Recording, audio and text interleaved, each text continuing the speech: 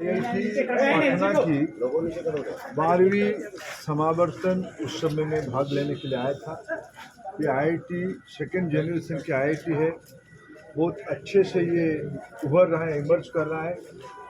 23 राज्यों के विद्यार्थी यहाँ पढ़ते हैं। आईआईटी रैंकिंग में अगर इसको आकलन किया जाए, ये अपने जन्म के हिसाब से बहुत अच्छा प्रगति कर रहा है। इस बार भारत सरकार की बजट से 644 करोड़ रुपया और खर्चा किया जा रहा है इसकी श्री वृद्धि के लिए। नए हॉस्टल्स बनेंगे, नए एकेडमिक्स ब्लॉक बनेंगे, नए डिपार्टमेंट्स खोले जाएंगे।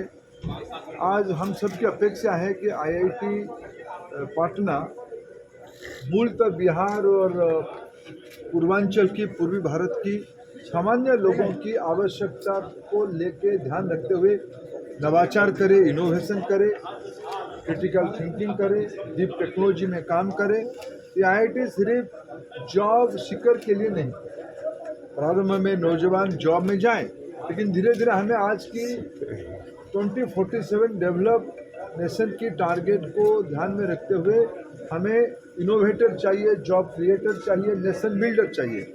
मेरा पूरा भरोसा है आईआईटी पटना उस दिशा में काम कर रहा है।